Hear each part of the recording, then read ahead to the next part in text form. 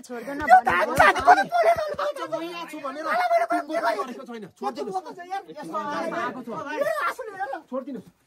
आमालाई एकल गरिस् हामी त दुश्मन भएछौँ जन्म दिने आमा 10 महिना काख्रो को गरेर हुर्काएको आज मेरो आमाले तँलाई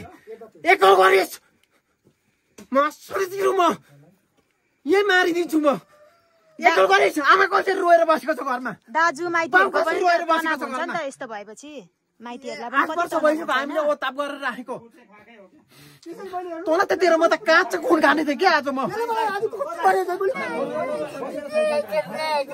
कानुनले दिन्छ कानुनले छोरा भनेको कानुनले जबरजस्तीको कुरा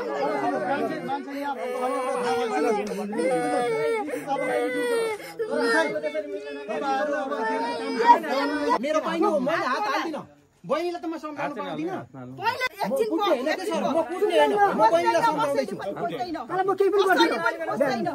आफ्नो घमण्डी तपाईँ यता पछिल्लो बसेर कुरा गर्नु तैँले के गर्दैछ तैँले के मैले हात छल्दैछु के म हान्दिनँ म हान्दिनँ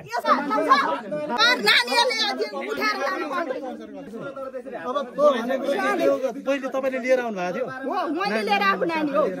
मैले लिएर आएको नानी उहाँले लानु भएको भनेदैन अब उहाँहरू लानुहुन्छ भने त्यो चाहिँ के कति वर्षको नानी हो त्यो कानुन सम्मतले जे भन्छ त्यो 7 वर्षको नानी हो